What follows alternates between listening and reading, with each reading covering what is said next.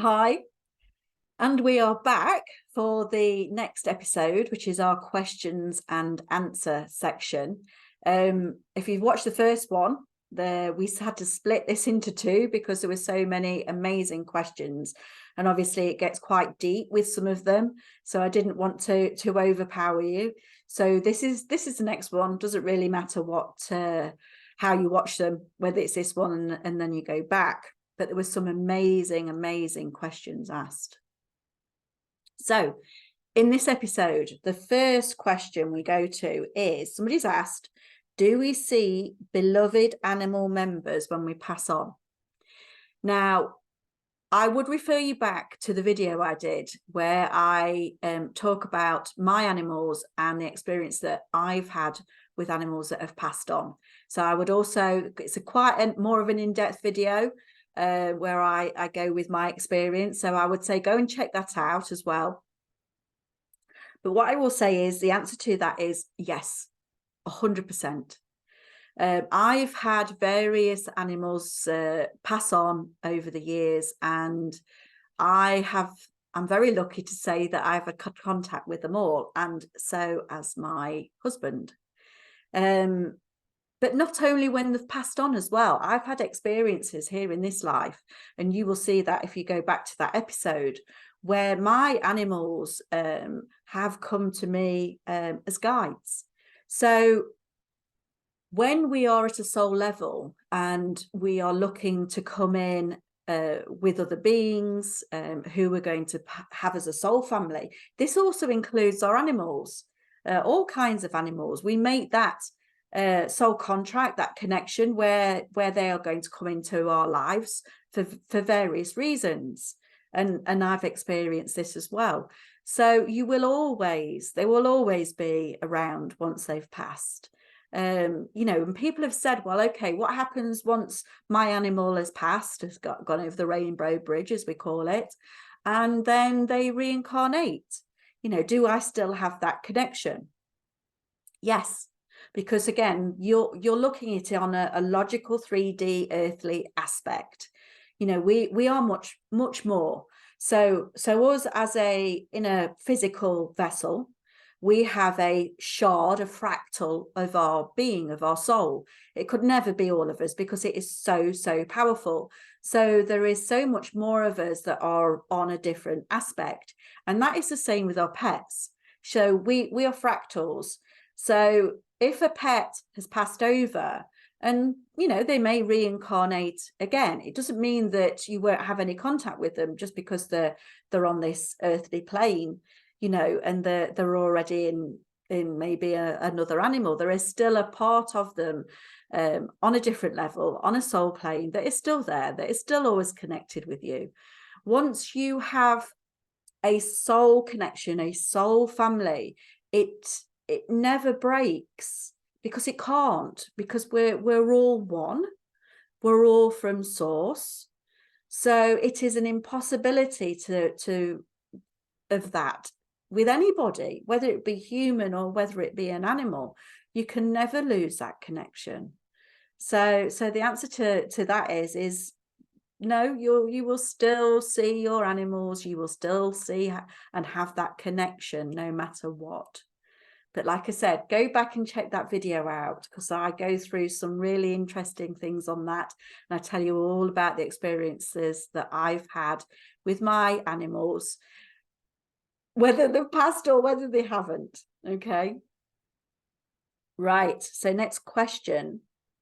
Somebody has asked, when someone passes over, do they have no contact with us, or do they go somewhere else?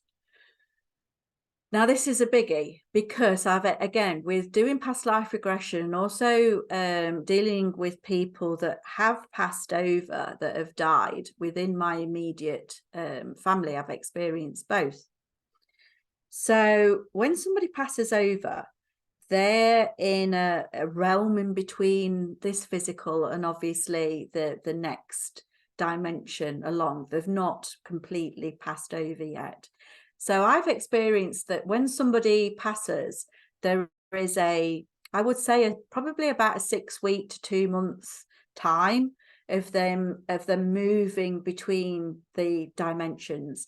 So sometimes they don't really realize that they've actually gone, that they've died, and so they think that they're very much here. I had somebody pass who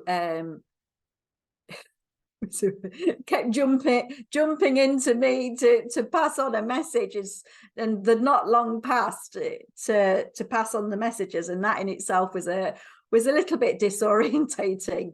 But once they'd had the funeral and they'd got through that, they tend to settle down and move on to the next level, to where they're going. So in those first 6 weeks, few months, they're very much around. And this is at this stage where you'll have light bulbs popping, or lights going on and off, or you will get smells, or there will be music, or you could even see things, feel them, because they're still very much on this level. So when somebody passes over, yes, you will still have in that contact, but that also depends on how open you are. If a lot of the time you are closed down and you really don't believe in any of this, it's very difficult for them to contact you. If you have a complete and utter shutdown and a disregard for all of this, you don't believe it, because obviously then your frequency is at a different level, and it is difficult for them to contact you, even though they can be there and they can be trying their darndest to let you know that they're okay, and you know they're moving on. So they will eventually go somewhere else, because they've got a job to do when they get to the other side. And once they get to a certain frequency and a certain level and a certain dimension, they become that far away on a frequency basis that a lot of the time it is difficult then for them to come and contact us. So as years go on, you know, you may have had a lot of messages from somebody who's passed. And as the years go on, you will probably find it gets less and less and less. And then only very occasionally, because they're busy, they've got other things to do, and they're working on a completely different plane. But then what happens is once you start to go down this road of spirituality, and you do something like this course, Unlocking Your Spiritual Connection, you raise your frequency, and you are then able to be contactable more and more, because the more your frequency is raised, if somebody then wants to come in, they have more of a chance to be able to do that. So a lot of the time it's really down to us, into what we want to do, our beliefs, our experiences, our frequency.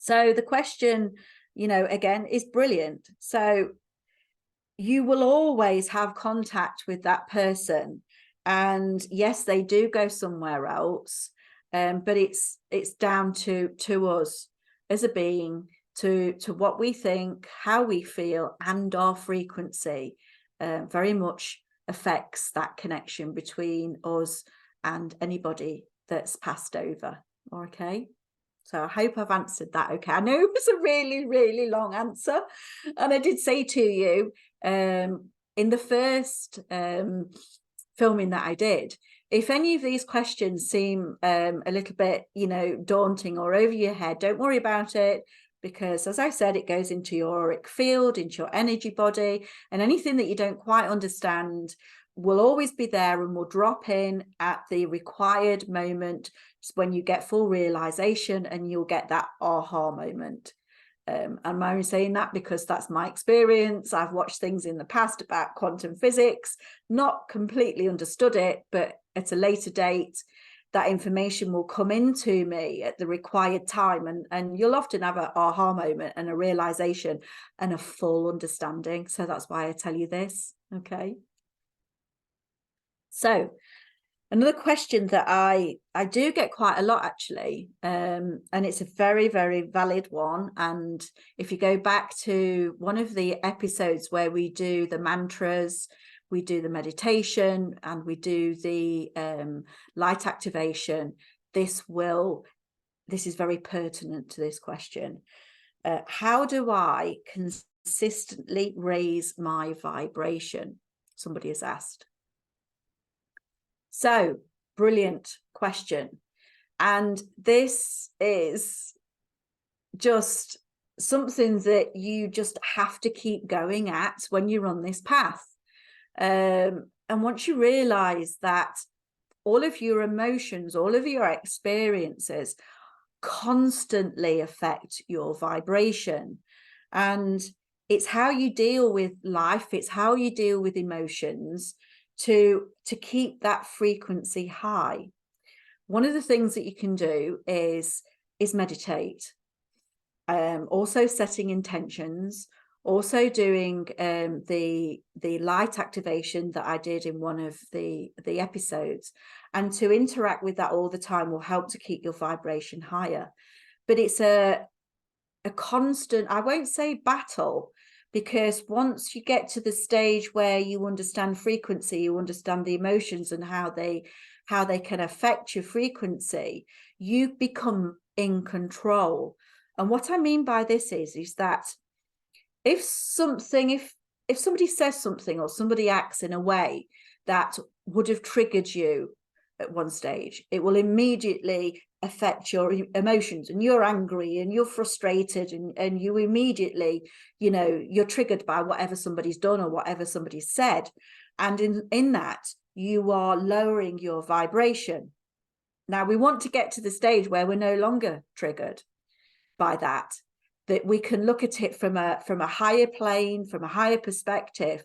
And before we even get to the stage of being triggered and have that emotional aspect to us, we can stand back, we can look at it without it affecting us.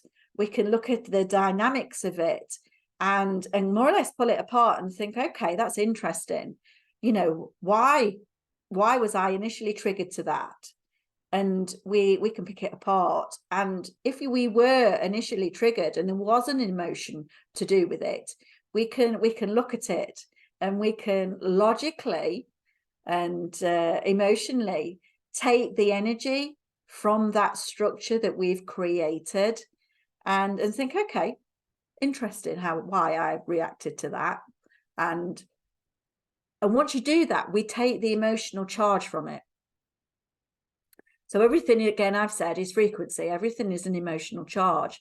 So it's a constant way of lifting your vibration, lifting your frequency to raise your vibration.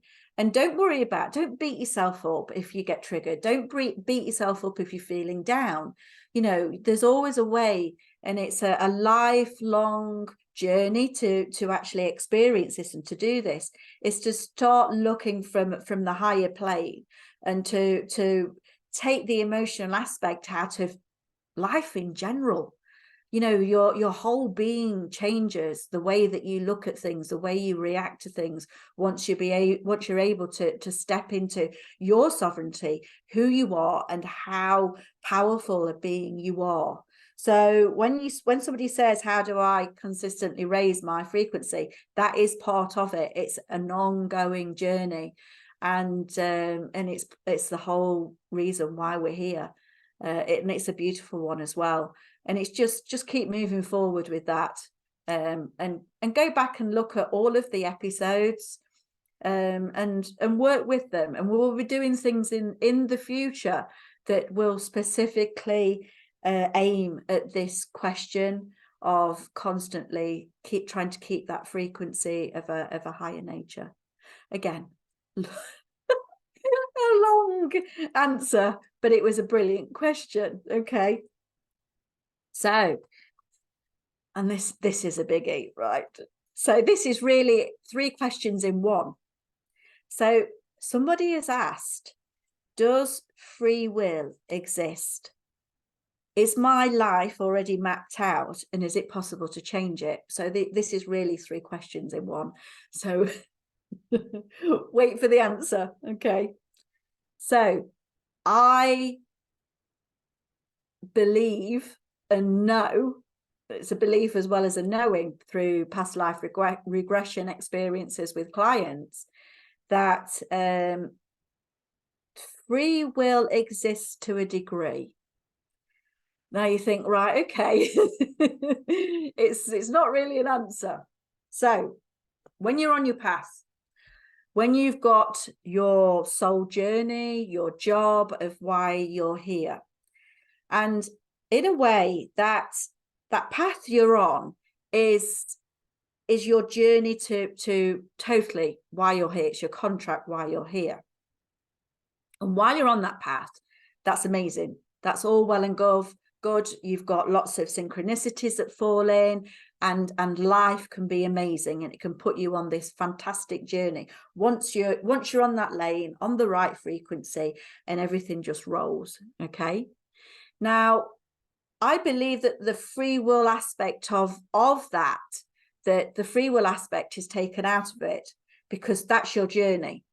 That's what you were meant to do. The free will aspect comes from the other side of that, is when you're off your path and you have a choice when things are thrown at you, whether we class as negative or positive, to whether we get back on that path. And the free will aspect is it's a free will of how you go about that, reacting to various things through emotional things. So let me try and explain that a little bit clearer. So we always have free will, okay? But we always have free will on how we react through our emotions, shall I say, okay? Always. And that's where free will comes in. So we have a choice of whether we're triggered with something and how we react to it. That's where free will comes in, okay? I believe and I know that free will acts very differently when you're on your path, because it doesn't really exist anymore, because that's your job. You know, it's only when you come off that you do experience the fact of the free will, because it's down to the fact of you experiencing, you having the free will within that emotion. I'm sorry if if I'm babbling on and you're not really getting this bit. So when they say, is it possible to change your life, or is it already mapped out? And again, this goes back to free will. We have so many paths that we can go on with our journey, but at the end of it, the destination is always the same. We've still got a purpose of being here, so we can go off on different aspects, all of them being go into that actual one same outcome, which is why you are here as a human, having a experience in this physical body. But you could go on different paths to always attain to that. And when you think about it, every single person here is going to experience death. So at the end of the day, there's no real free will, because if there was, we wouldn't experience that. So we're all going to experience the death process. So there's free will in how we react to things on an emotional level and what we do, but your path is always ordained. The outcome of the very end of that path is already being created. We have no control over that death aspect. At some point in time, we will pass and we will go on to the next level. So I hope you understand that and where I'm coming from with that. If you don't, please ask a further, more in-depth question and leave a comment, and I will go over it again. Okay. I know it's a biggie, and the fact, obviously, it was actually 3 questions rolled into one, but it was a brilliant question that somebody sent in, and I hope you've got the gist of that. Okay.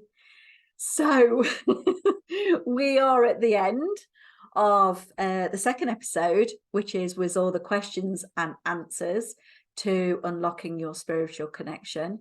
And I thank you very much for doing the course, and I hope it has helped you to unlock those spiritual connections to whatever you want to do in the future. If you have not looked at it yet, I would say go back, give it all a go, see where it puts you, where it sends you, and I hope you enjoy it. There is going to be lots and lots in the future that I'm going to be doing. There's going to be interviews and bringing people on board this channel, which are going to be amazing. There's going to be more courses. There's even going to be a retreat next year, which I will be telling you about later on. So I'd like to say thank you very much to all of those that have subscribed to my channel. And again, if you've not, please go and subscribe. Please like this video if you haven't already, because that gets it out there to more people. So like it, and also press the notification bell for all notifications, so this doesn't get lost in the YouTube soup of things. And I look forward to seeing you in the next video. And don't forget, you know, like I said, put all those questions out there, put all those comments out there, because I try and answer as many as I can, and I love to see them, and I love interacting with you all. Heartfelt thanks for you, to all of you who have made this channel possible. Okay, and we will be seeing you soon. Thank you.